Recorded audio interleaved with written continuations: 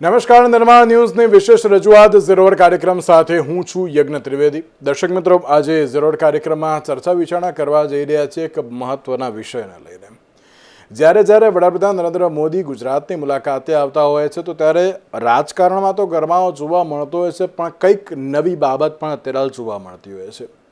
2 દિવસ પહેલાની વાત કરું તો ગાંધીનગર ટાઉન હોલ ખાતે આત્મનિર્ભર ભારત અભિયાન અંતર્ગત એક કાર્યક્રમનું આયોજન કરવામાં આવ્યું હતું કે જેમાં મુખ્યમંત્રી ભૂપેન્દ્ર પટેલ અને કેન્દ્રીય જળ સંસાધન મંત્રી અને ભારતીય જનતા પાર્ટીના પ્રદેશ અધ્યક્ષ CR પાટીલ તેમાં ખાસ જે ઉપસ્થિત રહ્યા હતા અને ફરી એકવાર આત્મનિર્ભર ભારત અંતર્ગત જે કોઈ કાર્યક્રમો કરવા જે જરૂરી છે તેની ઉપર ભાર મૂકવાની વાત કરવામાં આવી હતી। સાથે એક એવી પણ બાબત કહેવામાં આવી હતી કે અત્યારની જે પરિસ્થિતિ જોવા મળી રહી છે જેમાં આત્મનિર્ભર ભારત ઉપર જો ફોકસ કરવામાં આવે, તેની ઉપર જો કાર્ય કરવામાં આવે તો ઘણો બધો ફાયદો થઈ શકે છે તેવી બાબત પણ તેમાં ઉમેરવામાં આવી હતી। જ્યારે આપણે ગુજરાતની વાત કરીએ ત્યારે ગુજરાત અત્યારે હાલ તો જે આત્મનિર્ભરના મંત્રની સાથે આગળ તો વધી રહ્યું છે, પણ હજુ પણ અમુક જગ્યાએ જે આત્મનિર્ભરતા નથી જોવા મળતી તેવી બાબત પણ જોવા મળી રહી છે। ખાસ કરીને જ્યારે વડાપ્રધાન નરેન્દ્ર મોદીની જો વાત કરવામાં આવે તો એક નવો મંત્ર જે જોવા મળ્યો, નિર્ભર નહીં પરંતુ આત્મનિર્ભર બનવું એ બહુ જરૂરી છે તેવું તેમના દ્વારા ઉમેરવામાં આવ્યું। અને જે પ્રમાણે આજે ભાવનગર ખાતે સમુદ્ર સે સમૃદ્ધિ કાર્યક્રમમાં તેમણે હાજરી આપી, જેમાં દેશભરમાં અનેક એવા મુખ્ય વિકાસ પ્રોજેક્ટનું જે વડાપ્રધાન નરેન્દ્ર મોદી દ્વારા શિલાન્યાસ અને લોકાર્પણ કરવામાં આવ્યું। સાથે જ વડાપ્રધાન નરેન્દ્ર મોદીએ એ વખતે પણ પાકિસ્તાનને લઈને એક ટીકા ટિપ્પણી કરી હતી અને તેમના દ્વારા કહેવામાં આવ્યું હતું કે આપણો જે દુશ્મન છે એ અત્યારે બીજા ઉપર નિર્ભર છે, એ પોતે આત્મનિર્ભર નથી, આપણે આત્મનિર્ભર છીએ એટલા માટે આપણે સક્સેસ થઈ રહ્યા છે તેવી બાબત પણ તેમના દ્વારા કહેવામાં આવી હતી। ત્યારે હજુ પણ આગામી સમયમાં આત્મનિર્ભર ભારત ઉપર કેટલું ફોકસ કરવું જરૂરી છે, ફોકસની સાથે સાથે દરેક લોકોને આત્મનિર્ભર ભારત સાથે સાંકળવું પણ કેટલું જરૂરી છે। નો ડાઉટ કોંગ્રેસ દ્વારા તેને એક્સેપ્ટ કરવામાં આવ્યું હતું કે ના, આત્મનિર્ભર ભારતનું જે અભિયાન ચલાવવામાં આવ્યું છે એ યોગ્ય છે, લોકો આત્મનિર્ભર બને, ભારત આગળ આવે, એમાં અમને કોઈ વાંધો નથી, પણ જ્યારે યોજનાઓ ઘડવામાં આવતી હોય છે એનું યોગ્ય ઇમ્પ્લિમેન્ટેશન થાય અને સાથે છેવાડાના વ્યક્તિ સુધી આ તમામ બાબતો અત્યારે પહોંચે તે બહુ જરૂરી છે।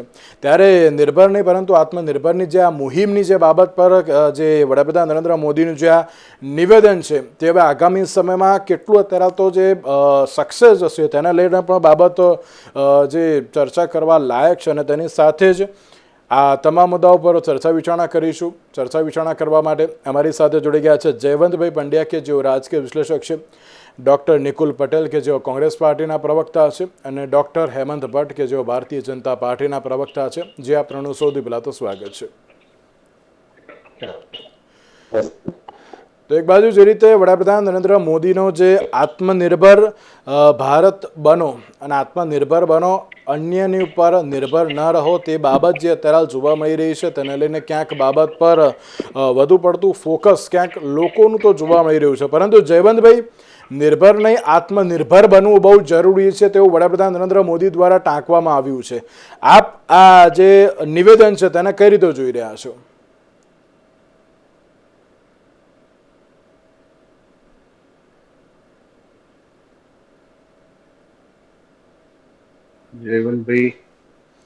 જયવંતભાઈ અવાજ આવી રહ્યો છે મારો આપને?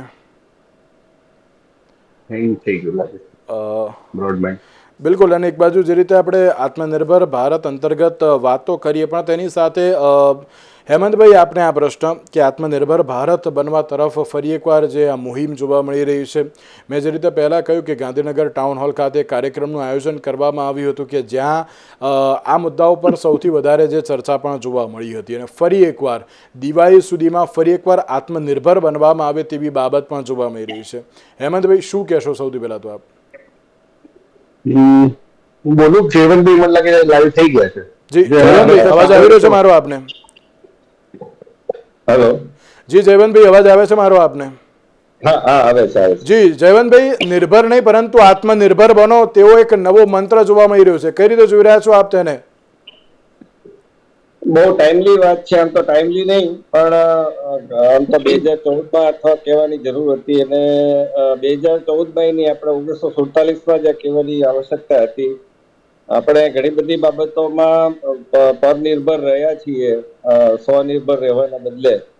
અને આપણે હરિત ક્રાંતિ કરી જે કોંગ્રેસના સમયમાં થઈ, શ્વેત ક્રાંતિ કરી જે કોંગ્રેસના સમયમાં થઈ, બહુ સારી વાત છે. પરંતુ પછી આપણે જોયું કે ટેકનોલોજીની બાબત હોય કે પછી પેટ્રોલિયમ પ્રોડક્ટની બાબત હોય કે પછી ઇન્ફ્રાસ્ટ્રક્ચરની બાબત હોય, ઘણી બધી બાબતોમાં આપણે આત્મનિર્ભરની પણ પરનિર્ભર બનતા ગયા. અને હું કોટ કરીશ વીરપ્પા મોઈલીજીને, જે યુપીએ સરકારમાં પેટ્રોલિયમ પ્રધાન હતા, અને એમણે એવું કહ્યું હતું કે આપણે આ બાબતમાં પેટ્રોલિયમની બાબતમાં આત્મનિર્ભર બનવા જઈએ છીએ, પરંતુ પેટ્રોલિયમ લોબી એટલી પાવરફુલ છે કે એટલે એમનું કહેવાનું કોઈ સ્પષ્ટ પેલું નહોતું, પણ એ ઇંગિત હતું કે વિદેશની અથવા તો ઘર આંગણાની કે જે કઈ હોય તે એ એટલી પાવરફુલ છે કે એમાં આપણને આત્મનિર્ભર બનવા નથી દેતી. આ વીરપ્પા મોઈલી કોંગ્રેસના નેતા, બીજા કોઈ સાથી પક્ષના નેતા નહોતા. વીરપ્પા મોઈલી કોંગ્રેસના જ હતા, કર્ણાટકના મોટા નેતા ગણાય છે, એક સમય કદાચ મુખ્યપ્રધાન પણ હતા. તો એમણે આ વાત કહી હતી. એટલે કહેવાનો અર્થ એ છે કે આપણે આપણી જે કંપનીઓ છે, કોંગ્રેસના સમયમાં સરકારી કંપનીઓ બની અને સરકારીકરણ થયું, બરાબર છે, એ નીતિ એ સમયે યોગ્ય હતી, પરંતુ એને જે મજબૂત બનાવવી જોઈએ ને હિન્દુસ્તાન જે HUL કે છે એવી કંપનીઓ થઈ, અને બધી સારી બાબત છે, પણ જે કક્ષાએ લઈ જવાની જરૂર હતી, અને એ પછી મોદી સરકારમાં પણ એમણે મેક ઇન ઇન્ડિયા ને બધા ઉપર ભાર મૂક્યો, પણ જે કક્ષાએ આપણે કરવાની જરૂર હતી, આપણને યાદ છે કે ક્રાયોજેનિક એન્જિન એની ટેકનોલોજી મેળવવામાં આપણને કેટલા ફીણ આવી ગયા હતા, અને પછી આપણા વૈજ્ઞાનિકોએ એ ઘર આંગણે વિકસાવી. રશિયા પણ આપણને નહોતું આપી શકતો, આપણો જે સાથીદાર ગણાય છે અમેરિકાના દબાણના કારણે. અને કોઈને એવો રસ ન હોય કે ભારત છે એ મહાસત્તા બને, ભારત છે આગળ આવે, કારણ કે બધાને ખબર છે કે ભારત છે એ સૂતેલું શક્તિ છે, સુપ્ત શક્તિ છે. ભારત જો જાગી જશે તો આખા વિશ્વમાં એની મહાસત્તા સ્થાપિત થઈ જશે. એટલે પછી એ સોવિયત સંઘ હોય કે અત્યારનું રશિયા હોય કે ચીન હોય કે અમેરિકા હોય, એ કોઈ ઈચ્છે નહીં. પણ હવે જે સ્થિતિ સર્જાઈ છે એ સ્થિતિના સંદર્ભમાં 2020થી મોદીજી આ વસ્તુ કહી રહ્યા છે કે આપણે આત્મનિર્ભર બનવાની આવશ્યકતા છે. અને ખાસ કરીને રમકડા હોય કે પછી મોબાઈલ ફોન હોય કે પછી બીજું ઘણું બધું, એવી બધી બાબત છે, દીવો હોય દાખલા તરીકે, તો એવી બધી બાબતોમાં આપણે બીજા પાસેથી ખરીદવાની આવશ્યકતા નથી. આપણી પોતાની, આપણા કુંભાર ભાઈઓ બહેનો છે બધા બનાવતા હોય છે દીવા, કે પછી રમકડા બનાવતા હોય છે, તો એ આપણે કેમ ન અપનાવીએ, આપણે કેમ ન ખરીદીએ? તો એના ઉપર ભાર મૂકવાની બાબત છે. બિલકુલ.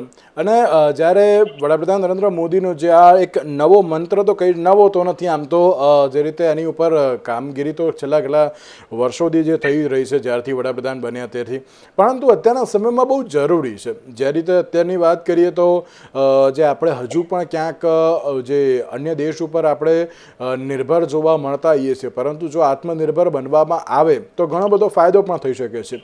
નિકુલભાઈ, લાગે છે કે ના, જે નવો મંત્ર તો નથી, જૂની જ બાબત છે, પણ નિર્ભરને આત્મનિર્ભર બનવું બહુ જરૂરી છે એવું તો કહ્યું છે, પણ તેના માટે અત્યારે જે સંસાધનો જે ઉપયોગી છે, લાઈક ઇન્ડસ્ટ્રી અત્યારે તો સ્થાપી છે, તો ઇન્ડસ્ટ્રી માટે એ પ્રમાણેની ભૌગોલિક પરિસ્થિતિ હોય કે પછી અન્ય એવી જે સારું એવું એન્વાયરમેન્ટ ક્રિએટ કરવાનું હોય, તો એવી તમામ બાબતો છે, એને પણ અત્યારે આપવી બહુ જરૂરી છે. લાગે છે કે ના, આત્મનિર્ભર ભારત આ રીતે આપણે બની શકીશું તેમ, અને બનવું છે તો કેવી રીતે આગળ વધવું પણ બહુ જરૂરી છે? ડેફિનેટલી જ્યારે તમે આત્મનિર્ભરની વાત કરો છો તો કોઈ બી સરકાર હોય હંમેશા એવું વિચારે કે મારે કોઈના પર ડિપેન્ડ ના રહેવું જોઈએ. અને મને સ્પષ્ટ મારા શું કહે યાદ પ્રમાણે કે 1947 થી આ જે વિષય છે એ દરેક દેશના પ્રધાનમંત્રી રહ્યા હોય એમણે પોતાની રીતે એને વ્યક્ત કર્યું છે. અને આપણે જોયું છે કે કઈ રીતના DRDO ની સ્થાપના થઈ, કઈ રીતના ઈસરોની સ્થાપના થઈ, કઈ રીતના IPR ઇન્સ્ટિટ્યૂટ ઓફ પ્લાઝમા રિસર્ચની સ્થાપના થઈ, ભાભા એટોમિક રિસર્ચ સેન્ટરની સ્થાપના થઈ. આ બધી સંસ્થાઓ જે છે એ દેશને ટેકનોલોજીકલી ગ્રો કરવા માટેની જે વિચાર હતો એ વિચાર સાથે સ્થાપના થઈ અને આજે આપણે દરેક ક્ષેત્રમાં આત્મનિર્ભર છીએ અને આત્મનિર્ભરતા પર જ આપણે આજે ઇન્ટરનેશનલી તમે જુઓ તો સ્પેસની અંદર આપણે સેટેલાઇટ લોન્ચ કરી શકીએ છીએ. ભાભા એટોમિક રિસર્ચ સેન્ટરે 70 વર્ષના રિસર્ચ પછી એક પોતાનું ઇન્ડિજિનિયસ ન્યુક્લિયર રિએક્ટર બનાવીને આજે આપણે કાકરાપાર યુનિટને 3 અને 4ની અંદર સક્ષમતાપૂર્વક આપણે ચલાવી શકીએ છીએ. ત્યાર પછી આપણે ટેકનોલોજીકલ એડવાન્સમેન્ટની વાત કરીએ તો કમ્પ્યુટર યુગ, કમ્પ્યુટરના સ્થાપના, ફર્સ્ટ બેંકના એટીએમ, એવા બધા ઘણા બધા દિગ્દ્રષ્ટા જે તે સમયના પ્રધાનમંત્રી દ્વારા શું કહેવાય કે મૂકવામાં આવે અને આજે આપણે એ દિશામાં આગળ ફરણફાર પડી રહ્યા છે. હવે જે એન્વાયરમેન્ટ ક્રિએટ કરવાનું છે, જેમ કે પહેલા ટેલિફોન હતા, હવે મોબાઈલ્સ છે ને એના ક્રાંતિ દ્વારા જે ડેફિનેટલી લોકોના સુધી રીચ થઈ રહ્યા છે, પહોંચી રહ્યા છે અને એનાથી આપણે એડવાન્સમેન્ટ તો દરેક ટેકનોલોજીનો ઉપયોગ કરીને જેમ એડવાન્સમેન્ટ થતું જાય એ ઉપયોગ કરીને આપણે એને એ દિશામાં એના ઇન્ફ્રાસ્ટ્રક્ચર, એ દિશામાં એના શું કહેવાય કે જેમ કે સેમિકન્ડક્ટર ચિપ્સના અત્યારે વાત થઈ રહ્યા છે તો એના સિલિકોન વેફર્સ, જે વેફરના જે હજી બી ચેલેન્જીસ છે તો એને આપણે કેવી રીતના ઓવરકમ કરીશું. આપણે ન્યુક્લિયર પાવર પ્લાન્ટ્સની અંદર જે હોમી ભાભાએ 3 સ્ટેજ ઇન્ડિયાઝ ન્યુક્લિયર પ્રોગ્રામ બનાવ્યો હતો તો એને આપણે કેવી રીતના આગળ ધપાવીશું. તો આ બધી દ્રષ્ટિકોણથી જે હાલની સરકાર છે એ પોતે પ્રયત્ન બી કરી રહી છે ને એમાં કશે બી વિપક્ષને વાંધો ના હોય. બિલકુલ બિલકુલ સાચી વાત છે. અને પણ એવું નથી લાગતું નિકુલભાઈ કે ના યોગ્ય ઇમ્પ્લિમેન્ટેશન એ બહુ જરૂરી છે આની ઉપર? ઇમ્પ્લિમેન્ટેશન દરેક સરકાર પોતાના યોગ્ય પ્રયત્ન કરતી હોય છે. જેમ કે હું એક ન્યુક્લિયર પાવર પ્લાન્ટની જ વાત કરવા માંગીશ કે મીઠી વીરડી ભાવનગરની અંદર શું કે nuclear power corporation of India power plant લાવવાનો પ્રયત્ન કરતી હતી અને એમાં શું કહેવાય કે સરકારના કોઈ બી સરકાર હોય તો પૂરો પ્રયત્ન હતો, પણ ત્યાંના સ્થાનિકો દ્વારા જે બી થયો આજે શિફ્ટ થઈને તેલંગાનામાં કદાચ જતો રહ્યો છે. તો આજે પ્રધાનમંત્રી અલગ અલગ ક્ષેત્રની અંદર પોતાના શું કહેવાય કે ઇનોગ્રેશન કરી રહ્યા છે, સારી વાત છે, પરંતુ શું કહેવાય કે એ યોગ્ય માત્રામાં સારી રીતે એના યોગ્યતા ક્ષમતા મુજબ એ બધા જ વસ્તુના પેરામીટર જો ધ્યાન રાખવામાં આવશે તો મને લાગે છે કે આવનારા દિવસોમાં એ સફળ થશે. જે રીતના આજે આપણે ચંદ્ર સુધી પહોંચી શક્યા છે, આજે આપણે પાકિસ્તાનમાં ઘૂસીને બ્રહ્મોસ મિસાઇલથી એટેક કરી શક્યા છે, તો એ બી આપણે યાદ કરવું જોઈએ કે મનમોહન સિંહના ટાઈમમાં આપણને એ પ્રોજેક્ટ DRDO ને આપવામાં આવ્યા હતા. તો બધા સંયુક્ત પ્રયાસ છે અને આપણે બધાએ ભેગા મળીને જ આત્મનિર્ભર બનીશું તો જ આપણે વિકસિત ભારતની જે પરિકલ્પના છે એમાં આગળ વધી શકીશું. એમાં કોઈ બી સરકાર હોય દરેકનો રોલ ઇમ્પોર્ટન્ટ છે અને વિપક્ષ તરીકે હંમેશા અમે એવો પ્રયત્ન કરીશું કે જ્યાં દેશના હિતમાં હોય તો અમે ડેફિનેટલી અમે એમાં સપોર્ટ કરીશું, પરંતુ એ પોલિસીસની અંદર કશે બી જો કોઈ ભ્રષ્ટાચાર હશે, કોઈ જાતના બરાબર ઇમ્પ્લિમેન્ટેશન નહીં હોય તો અમે એનો અવાજ ઉઠાવીશું. બિલકુલ બિલકુલ સાચી વાત છે. અને એ જ પ્રમાણે અત્યારે તો જ્યારે આત્મનિર્ભર ભારત ઉપર અત્યારે આગળ વધવું હોય, નો ડાઉટ આજે સમુદ્ર સે સમૃદ્ધિ કાર્યક્રમની વાત તો કરી, એટલે કે જો સમુદ્રના માર્ગને પણ આપણે સફળ રીતે ઉપયોગ કરી શકીએ અને જો તેનો એમ કહેવાય ને કે એના સાચી દિશામાં તેનો ઉપયોગ જો કરવામાં આવે તો પણ આપણે વિકસિત ભારતનો ક્યાંક જે વિચાર છે તેને પણ થોડું ઘણું ફળીભૂત કરી શકીશું. હેમંતભાઈ, 2 દિવસ પહેલાંની મેં જે રીતે શરૂઆતમાં કહ્યું કે ગાંધીનગર ટાઉન હોલ ખાતે તો એક કાર્યક્રમનું આયોજન કરવામાં આવ્યું કે જેમાં દિવાળી સુધી આત્મનિર્ભર ભારત અભિયાન એટલા માટે ચલાવવાનું કારણ કે સ્થાનિક જે SME છે એટલે કે લઘુ અને મધ્યમ ઉદ્યોગો છે તેમને અત્યારે તો સારું એવું બુસ્ટઅપ મળે. બીજી બાજુ વડાપ્રધાને પણ આજે કહ્યું કે આપણા જે દુશ્મન છે એ અન્ય દેશની ઉપર હજુ પણ નિર્ભર છે અને આપણે જો આગળ આવવું હોય અને 100 દુઃખની માત્ર એક જ દવા એટલે કે આત્મનિર્ભર ભારત. આપ આ મંત્રને કઈ રીતે જોઈ રહ્યા છો?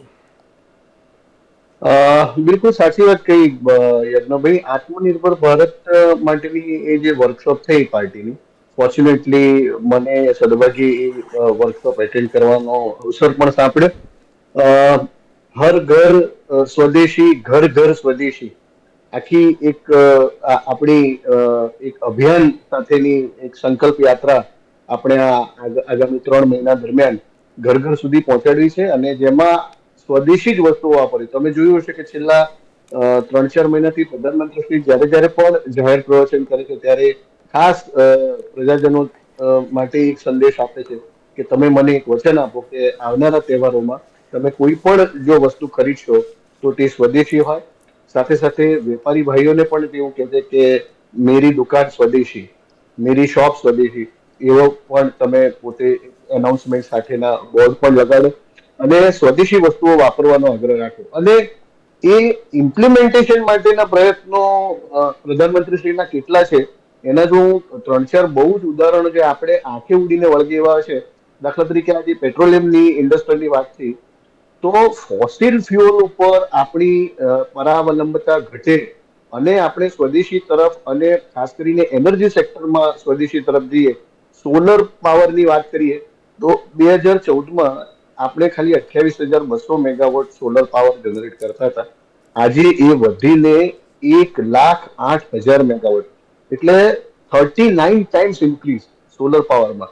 આપણે ગુજરાતમાં તો હવે એક બહુ જ સામાન્ય એક દ્રશ્ય થઈ ગયું છે કે દરેક ઘરે દરેક સરકારી ઇમારતો ઉપર સોલર પેનલો લાગેલી છે અને સરકારની જે પ્રમાણેની સબસિડી મળે છે સોલર પેનલ માટેની એ પણ એટલી બધી સરસ છે અને એનો એટલો બધો વ્યાપકપણે પ્રચાર પણ થયો છે.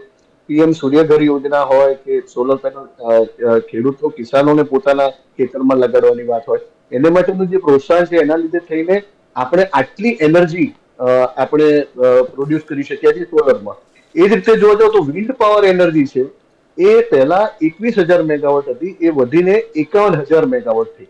એટલે એ પણ આપણે જ્યાં ખાસ કરીને આખો જે આપણો દરિયાઈ પટ્ટો છે તમે ભાવનગરથી શરૂ કરો ને છેક સોમનાથ સુધી ને દ્વારકા સુધી જાઓ તો લાગે કે સોલર પેનલો કેટલી બધી જગ્યાએ વિન્ડ પાવરની આપણી પવન શક્તિઓ લાગેલી છે અને એના લીધે થઈને એનું પણ જે ઉત્પાદન છે કેટલું બધું વધ્યું છે.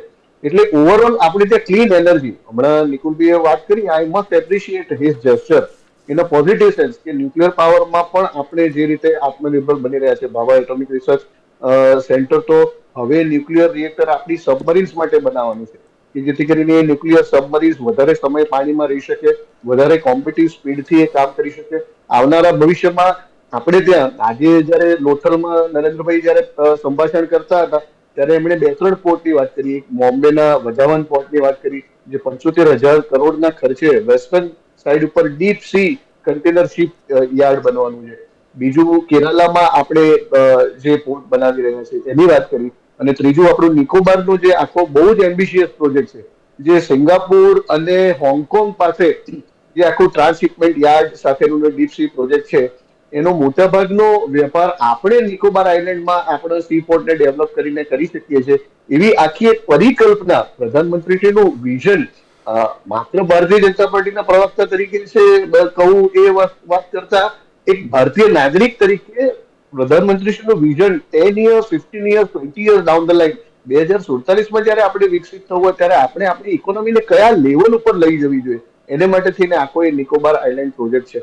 અને મારી સામેના આંકડા છે દાખલા તરીકે સંરક્ષણમાં આપણે બ્રહ્મોસ મિસાઇલની હમણાં વાત થઈ આખી ડિફેન્સ આકાશ મિસાઇલ સિસ્ટમ આપણી અને સુદર્શન જે આપણી ડિફેન્સ સિસ્ટમ જે ડેવલપ થઈ સંરક્ષણનું 2014માં આપણી પાસે 2,03,000 કરોડનું બજેટ હતું.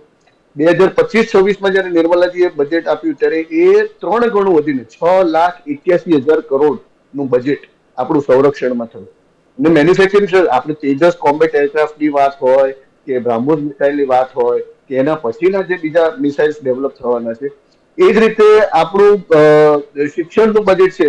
હમણાં આઈઆઈટી આઈઆઈએમ ની વાત કરી નિકુલભાઈએ તો મને કહેતા આનંદ થાય કે 2014માં આપણી પાસે 16 જેટલી આઈઆઈટી હતી. આજે 2025માં એ વધીને 23 થઈ છે. પહેલા 2014માં આપણી પાસે 13 જેટલી આઈઆઈએમ હતી, આજે વધીને 21 થઈ છે. એમ્સની વાત કરીએ તો all India institute of medical science 2014માં 7 હતી, આજે 24 જેટલી all India institute of medical science છે. ટ્રિપલ આઈઆઈટી 9 હતી એની જગ્યાએ 25 થઈ છે. આપણે ત્યાં ડોક્ટર્સ મને સૌથી વધારે યજ્ઞભાઈ આંખે ઉડીને વળગી એવી જે નોંધપાત્ર બાબત છે WHO નો ક્રાઇટેરિયા એવો છે આરોગ્યમાં કે 1,000 વ્યક્તિએ એક ડોક્ટર હોવો જોઈએ. આપણે ત્યાં મેડિકલ કોલેજો આપણે જે 308 થી વધારીને છેક 700 સુધી લઈ ગયા આપણે એના લીધે થઈને 850 પ્રજાજનોની સરખામણીમાં એક ડોક્ટર ઇન્ડિયામાં ઉપલબ્ધ થાય તે પ્રમાણેની મેડિકલની સીટો એટલે આમ જોવા જઈએ તો આત્મનિર્ભર ભારતની જે બાબત છે જે સંકલ્પ છે અત્યારે તો ક્યાંક યોગ્ય રીતે આગળ વધી રહ્યો છે. પણ એક સવાલ આમાં એ પણ નિકુલભાઈ થતો હોય છે કે વડાપ્રધાન નરેન્દ્ર મોદી આજે પણ કહ્યું કે અને જે રીતે હેમંતભાઈએ પણ કહ્યું કે ના 2014માં આટલું હતું, 2025માં આટલું વધી ગયું, અને આજે જે રીતે વડાપ્રધાને પણ કહ્યું કે લાંબા સમય સુધી કોંગ્રેસ દેશને માત્ર લાયસન્સ રાજમાં ફસાવી રાખી હોય તે પ્રમાણેની પરિસ્થિતિ જોવા મળી રહી છે. ભારતના દરેક વ્યક્તિના સામર્થ્યની પણ ક્યાંક અવગણના કોંગ્રેસે કરી છે, અને એટલા માટે ક્યાંક આત્મનિર્ભર બનતું ન હતું તેવી પણ બાબત તેમના દ્વારા ટાંકવામાં આવી છે. આપ તેને કઈ રીતે જોઈ રહ્યા છો? તો